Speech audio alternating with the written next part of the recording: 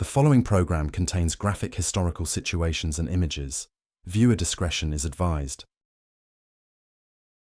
Imagine the most prosperous black community in America, a place where black doctors treated black patients in black-owned hospitals, where black children attended schools taught by black teachers, where black entrepreneurs owned restaurants, theaters, hotels, and banks, where a black man could walk down the street in a suit he bought from a black tailor, tip his hat to a black police officer, and deposit his paycheck in a black-owned bank. A place so prosperous, so thriving, that it was called Black Wall Street. Now imagine that in less than 24 hours, it was completely destroyed. 35 city blocks burned to the ground, more than 1,200 homes incinerated, churches, schools, businesses, gone, hospitals, libraries, hotels, ash, and somewhere between 100 and 300 people dead. This happened in America in 1921, in Tulsa, Oklahoma, and for nearly 80 years, it was erased from history books, covered up and forgotten. This is the story of the Tulsa Race Massacre.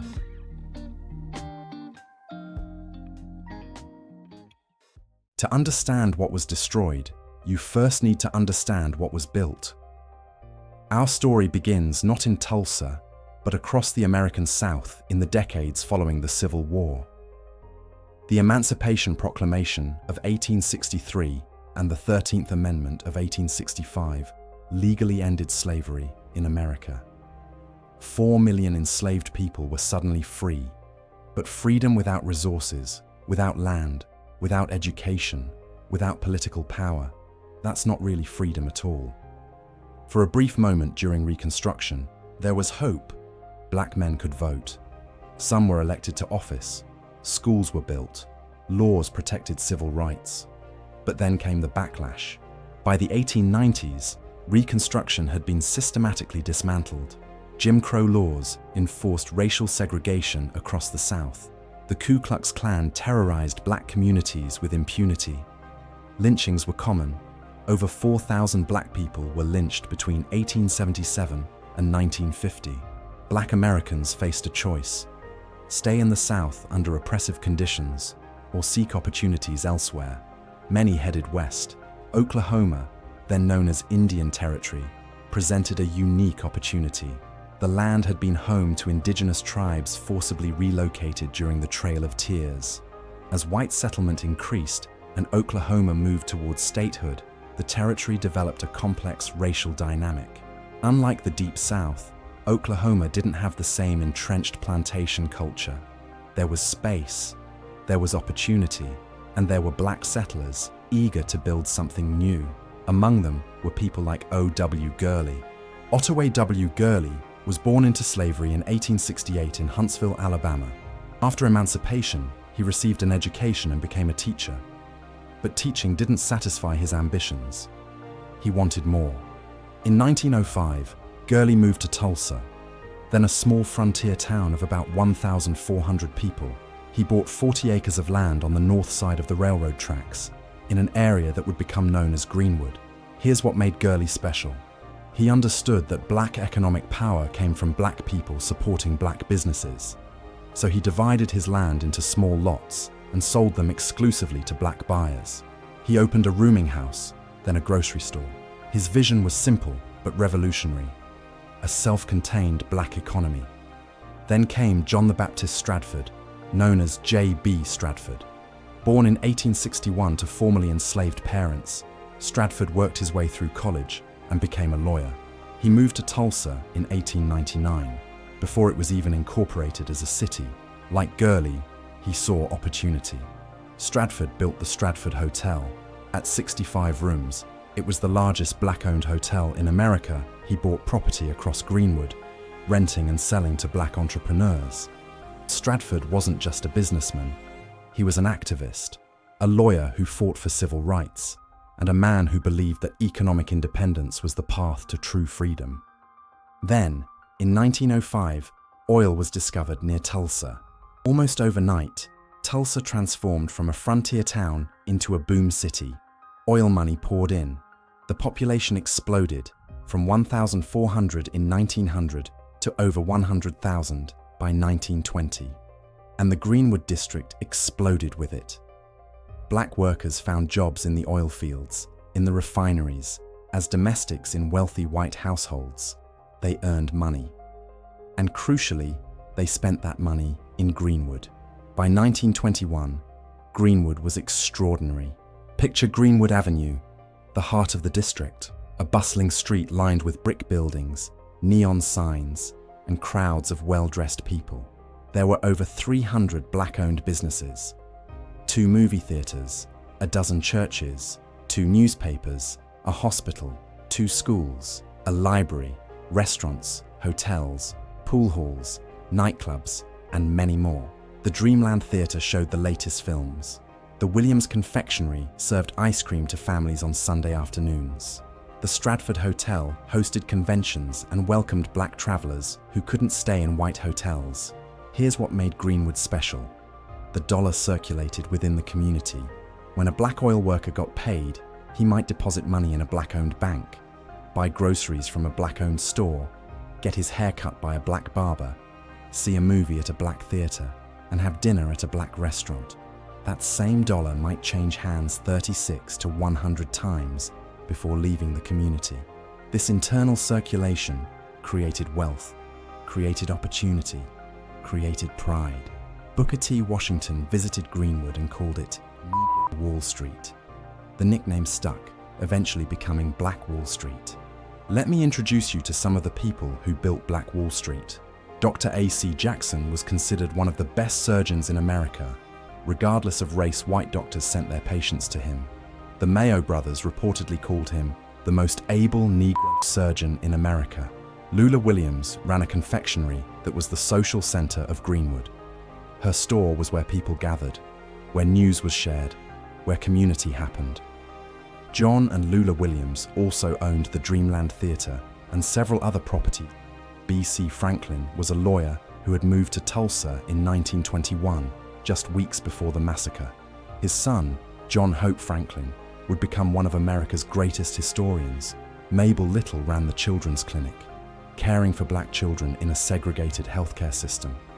Simon Berry ran a jitney service, an early taxi company, and a charter bus business. These weren't just business owners. They were professionals, community leaders, people who had built something remarkable against impossible odds. But success breeds resentment. And in 1921, Tulsa, white resentment of black prosperity was growing dangerous. To understand what happened on May 31st and June 1st, 1921, you need to understand the America that surrounded Greenwood. The year 1919 is known as Red Summer, not for communism, but for blood. That year saw approximately 25 race riots across America. In Chicago, 38 people died over 13 days of violence. In Elaine, Arkansas, between 100 and 240 black people were massacred. In Washington, D.C., white mobs attacked black neighborhoods for days. The pattern was consistent. White mobs attacking black communities, often with law enforcement's participation or acquiescence. Black people defending themselves. Media blaming black agitators. Mass arrests of black people, rarely any white people. By 1921, racial violence wasn't just common, it was expected. Tulsa in 1921 was a deeply segregated city. The railroad tracks literally divided white Tulsa to the south from black Greenwood to the north. White Tulsa was booming from oil money. Mansions were being built. Fortunes were being made. But white Tulsa looked across the tracks and saw something that challenged their understanding of racial hierarchy. They saw black people succeeding, thriving, building wealth. This was intolerable to many white Tulsans. The Ku Klux Klan was resurgent in 1921. After a period of decline, the Klan had reorganized in 1915 and was experiencing explosive growth. Oklahoma had one of the strongest Klan presences in the nation. The Klan wasn't a shadowy underground organization. In Tulsa, Klan members included police officers, elected officials, business leaders, clergy. They operated openly, held parades, burned crosses, and terrorized black communities with impunity. Tulsa's police chief was later revealed to be a Klan member. So were many officers. This matters because when violence came, the people meant to protect citizens were instead the perpetrators. Lynching was the backdrop to everything. Between 1882 and 1968, at least 4,743 black people were lynched in America. That's one every week for 86 years. But the real number is certainly higher. Many lynchings went unrecorded, especially in frontier areas. Oklahoma had seen at least 40 lynchings of black men between statehood in 1907 and 1921. Just a year before, in August 1920, a white mob in Oklahoma City had broken into the jail and lynched a black teenager. So when tensions rose in Tulsa in May 1921, everyone knew what could happen. Black Tulsans had seen it before. They had reason to fear the worst.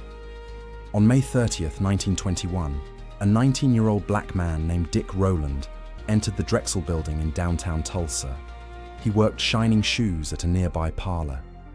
The Drexel building had the only restroom available to black people in that area, so he went there regularly. The building's elevator was operated by a 17-year-old white woman named Sarah Page. What happened in that elevator remains unknown. The accounts vary wildly. Some said Rowland assaulted Page.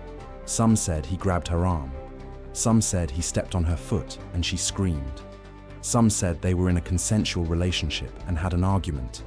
Some said absolutely nothing happened, that Page simply screamed when the elevator jolted. What we know for certain is this: Page screamed, Rowland fled. A clerk called the police. The narrative of a black man assaulting a white woman was born. Let's pause here to understand what this accusation meant. The myth of the black male predator threatening white female purity was the most potent justification for racial violence in America. It had been used to justify thousands of lynchings. It was a lie told so often that many white Americans believed it without question. The actual facts rarely mattered. An accusation was enough. A rumor was enough. A white woman's scream was enough. And everyone in Tulsa knew what usually came next: a lynch mob. The morning of May 31st, Rowland was arrested and taken to the Tulsa County Courthouse. He was held on the top floor, a common practice when authorities feared a lynching attempt. The Tulsa Tribune, an afternoon newspaper, published a story about the incident. The exact content is disputed because all known copies of that day's paper have mysteriously disappeared. But survivors remembered inflammatory language. One article was allegedly titled, "Nabbed for attacking girl in elevator." By afternoon, word was spreading through white Tulsa. A crowd began gathering outside the courthouse. News also spread through Greenwood, and the black community faced a terrible decision. They could do nothing and hope that authorities would protect Rowland. But they knew that hoping for justice from a system that rarely provided it was naive. They had seen lynchings before. They knew what happened when mobs took prisoners from jails. Or they could act. They could protect Rowland themselves. This is where the story of Black Wall Street becomes a story about resistance, about people who had built something valuable and were determined to protect it, and to protect each other. Around 9 p.m. on May 31st, a group of about 25 armed black men, many of them World War I veterans, arrived at the courthouse. They offered their assistance to the sheriff to protect Dick Rowland. Sheriff Willard McCullough told them he had the situation under control and sent them away. Some accounts say McCullough was genuinely trying to prevent violence. Others suggest he was part of the conspiracy. By this time, the white mob outside the courthouse had swelled to over 1,000 people. They were armed, they were angry, and they were shouting for Rowland to be turned over to them. The black men returned to Greenwood and reported the situation. A debate broke out in the community. Some urged caution, others insisted on action. Around 10 p.m., a second, larger group of about 75 armed black men returned to the courthouse. They were veterans, businessmen, community leaders. They were organized and disciplined. Again, the sheriff told them to go home. As they turned to leave, a white man approached one of the armed black veterans and demanded he hand over his gun. The veteran refused. There was a struggle. A shot rang out. Tulsa exploded into violence. In the chaos after that first shot, that no one knows who fired first, each side blamed the other. But it doesn't really matter, because what happened next wasn't a riot. It wasn't a race riot, despite that's what the newspapers called it. What happened was a massacre. Gunfire erupted around the courthouse. The armed black men, outnumbered but trained from military service, fought back. In the initial exchange, approximately 10 white men and 2 black men were killed. Then the black defenders, recognizing they were vastly outnumbered, conducted an organized retreat back to Greenwood. They were fighting a delaying action, buying time for their community to prepare. The white mob, now numbering over 2,000, followed them. Here's where this stops being a spontaneous mob and becomes an organized attack. White rioters broke into sporting goods stores and pawn shops, looting guns and ammunition. The Tulsa police didn't stop them. In many cases, police officers participated. In fact, the police and white civic leaders began deputizing members of the mob. Think about that. The authorities, the people sworn to protect all citizens, were organizing and arming a lynch mob. Groups of armed white men gathered into squads. Some had military experience from World War I. They organized themselves with frightening efficiency. The plan was clear: invade Greenwood, disarm black residents, burn it all down. Around midnight, white mobs began entering Greenwood from multiple directions. They went house to house, forcing black families out at gunpoint. Men, women, children, elderly, everyone was ordered into the streets with their hands up. Then the looting began. White rioters ransacked homes, stealing jewelry, money, furniture, anything of value. Then they set the houses on fire. The attacks were systematic, methodical. This wasn't random violence, this was ethnic cleansing. But black Tulsans didn't go quietly. At the intersection of Archer and Cincinnati, black defenders set up barricades and fought back. Gunfire echoed through the night. Hundreds of rounds were exchanged. At the Stratford Hotel, J.B. Stratford and others organized a defense. They held off attackers for hours. Small groups of armed black men defended their blocks, their churches, their businesses. But they were fighting an impossible battle. They were outnumbered 10 to 1, maybe 20 to 1. And as the night wore on, the white mob grew larger and better armed. Let me share some accounts from survivors. They took the food out. Of course, the children are cowering under this big oak table where my mother had put us. And then we saw them take our food out and throw it in the dirt. They went after my sister's piano. So they just took hatchets and chopped at the piano. When my mother saw them coming, she says, "You get up under the bed, get up under the bed, get up under the bed." And all 4 of us got up under the bed. I was the last one, and my sister grabbed me and pulled me under there. And while I was under the bed, one of the guys coming past the bed stepped on my finger, and as I was about to scream, my sister put her hand over my mouth so I couldn't be heard. Now, I remember that.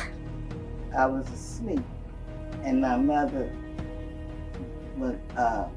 awakened me, and she told me to get up and so she could dress me. She says, El Doris, get up so I can get you dressed. The white folks are killing the colored folks.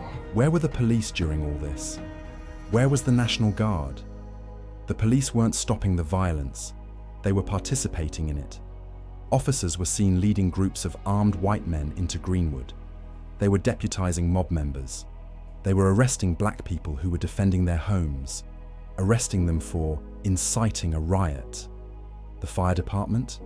When black residents called to report fires, the fire department didn't respond. In some cases, White firefighters prevented black people from fighting fires themselves. The National Guard was called in, but they didn't arrive until the next morning. And when they didn't stop the white rioters. Instead, they began rounding up black residents and marching them to detention centers. By dawn on June 1st, Greenwood was under siege. Multiple witnesses reported seeing airplanes flying low over Greenwood, dropping incendiary devices and possibly shooting at people in the streets.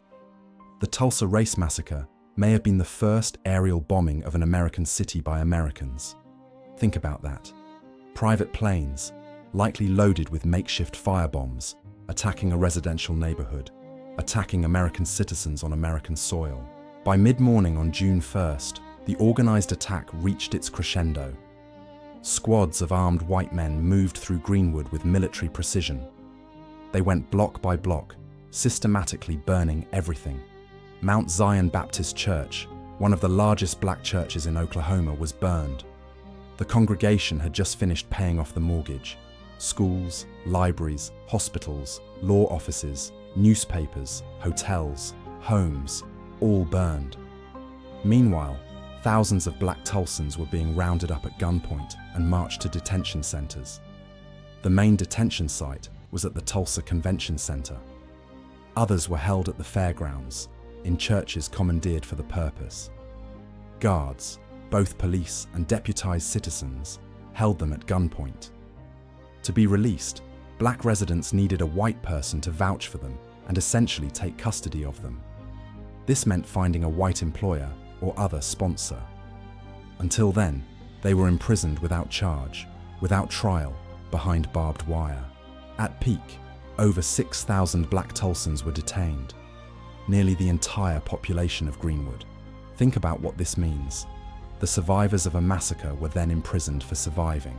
By the afternoon of June 1st, the violence was mostly over, not because authorities stopped it, but because there was nothing left to burn. Over 35 blocks of Greenwood, 1,256 homes, were destroyed. More than 300 businesses were burned. Red Cross estimates suggested 300 dead. Some estimates go higher. Mass graves were dug. Bodies were buried in unmarked graves, thrown into the Arkansas River, or burned beyond recognition. The true death toll was likely between 100 and 300 people, maybe more.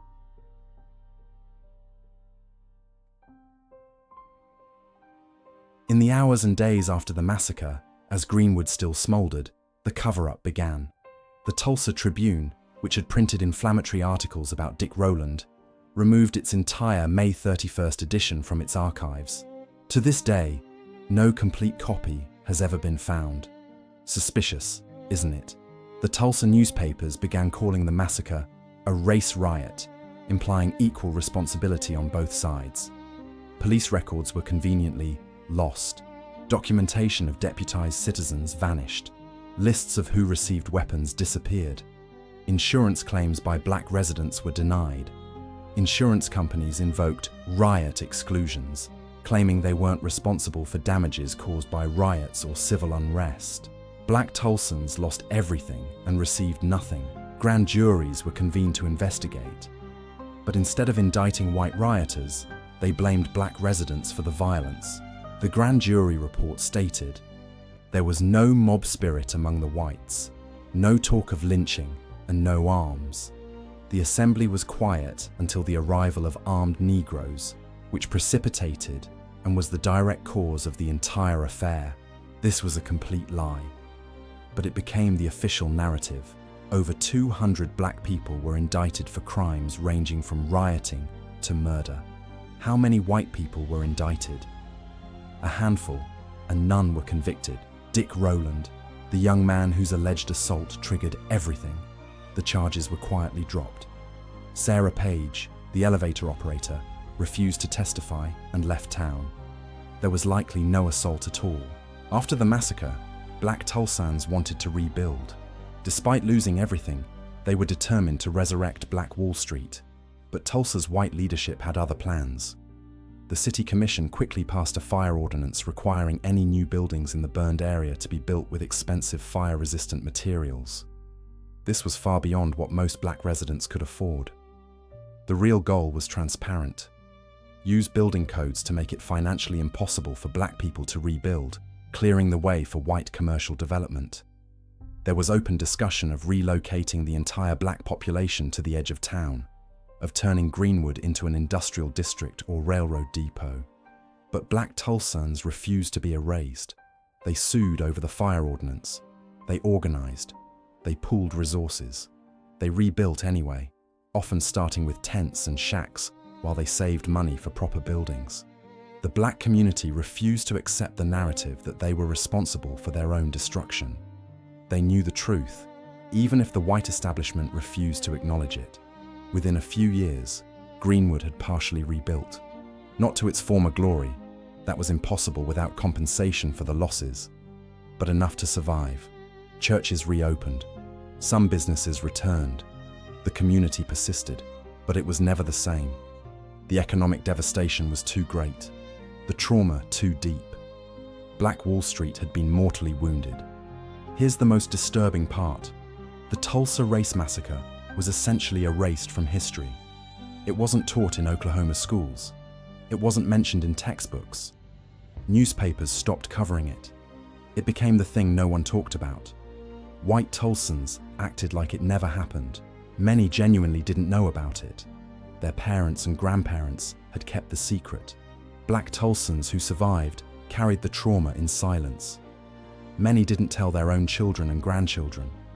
It was too painful, too dangerous to talk about. Historians ignored it.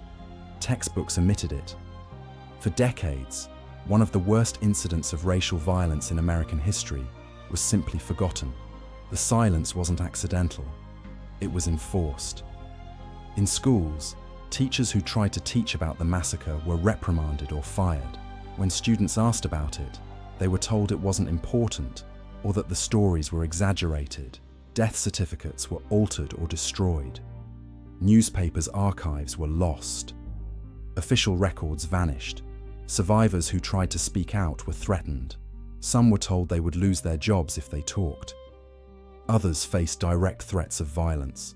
The message was clear: forget this happened, move on, don't ask questions, and for the most part, America obeyed.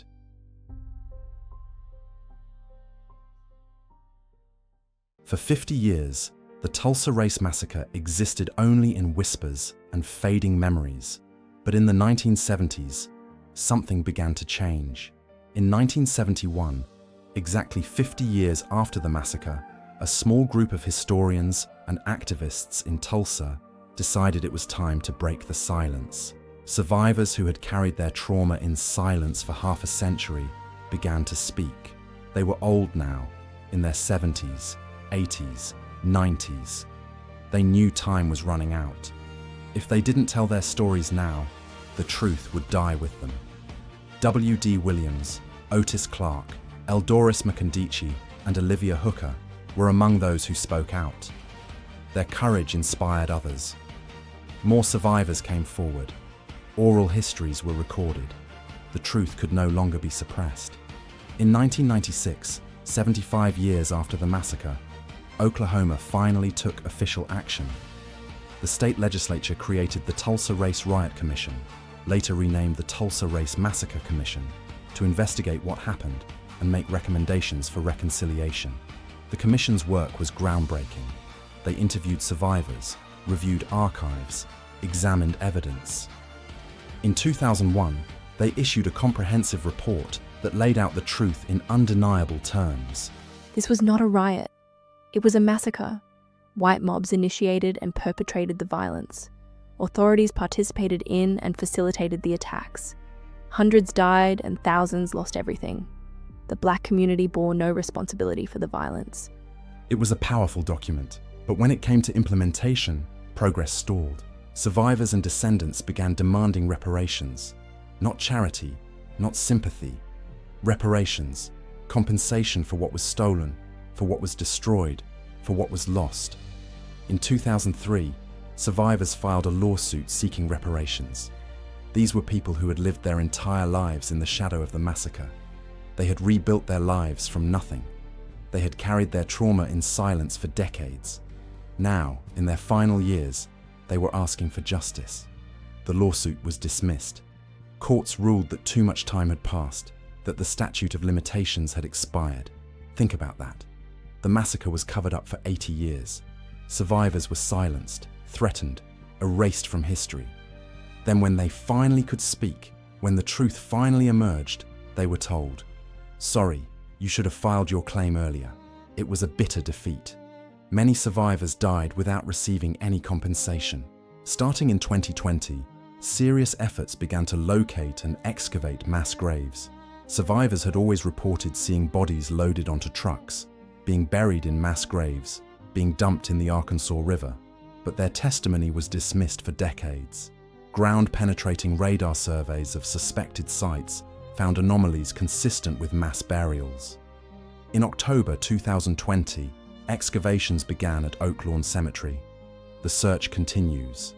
As of 2024, remains have been found, but the full scope of the mass graves remains unknown. Each discovery validates what survivors said all along. The official death toll of 36 was a lie. The truth was buried, literally and figuratively. In recent years, the Tulsa Race Massacre has finally entered mainstream American consciousness. The 2021 centennial brought unprecedented attention. News coverage, documentaries, memorial services. President Biden visited Tulsa and became the first sitting president to officially recognize the massacre. Textbooks are finally including the massacre. Some states have made it a mandatory curriculum. The truth is being taught. But teaching history isn't the same as addressing its consequences. Justice was never served. In Greenwood today, you can visit the John Hope Franklin Reconciliation Park, dedicated in 2010. It includes a memorial listing the massacre's history, the Tower of Reconciliation, the History Center documenting the massacre, a sculpture garden honoring the victims. It's a beautiful space, but beauty doesn't equal justice. There's also the Greenwood Cultural Center, which preserves the history and culture of Black Wall Street. It hosts events, educational programs, and serves as a community gathering place.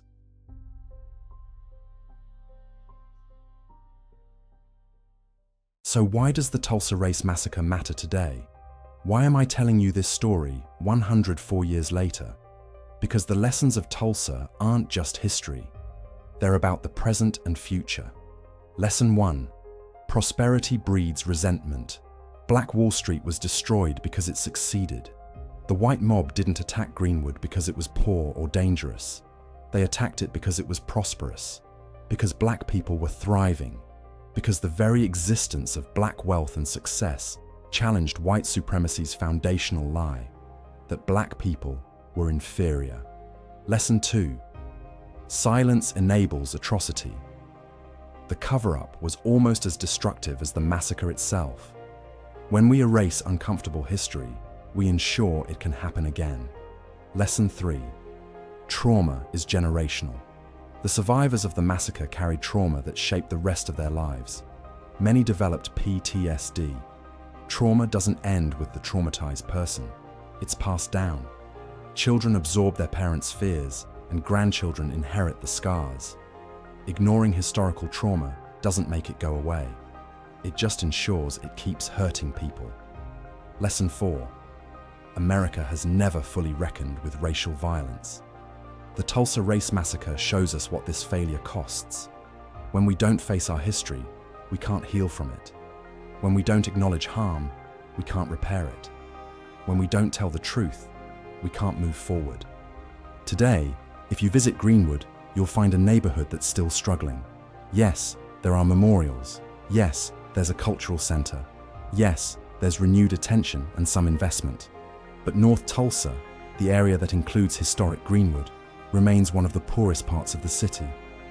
The median household income is about half the Tulsa average. Poverty rates are more than double. Life expectancy is 8 years lower. The district never fully recovered from 1921.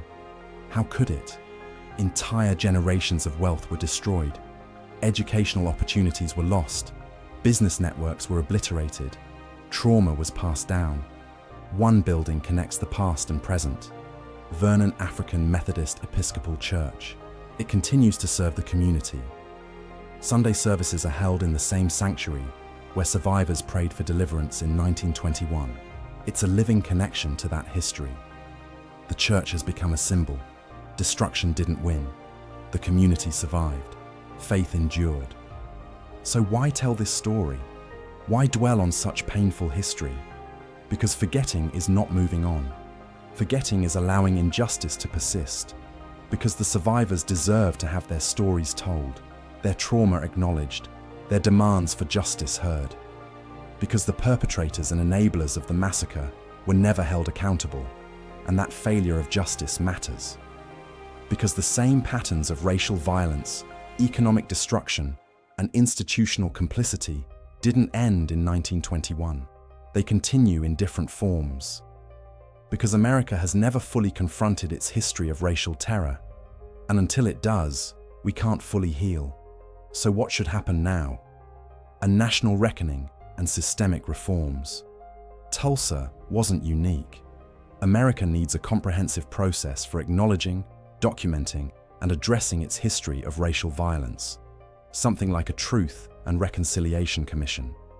The institutions that failed in 1921, police, courts, government, media, need to acknowledge their role and commit to never allowing such failures again. In 1921, a white mob looked at black prosperity and decided to destroy it. In 2025, we look back at that destruction and must decide what we'll do about it. Will we honor the survivors by delivering the justice they've sought for over a century? Will we acknowledge the truth of what happened and teach it to future generations? Will we address the ongoing effects of that theft and violence? Or will we continue to make excuses, delay justice, and hope that time will make the problem go away?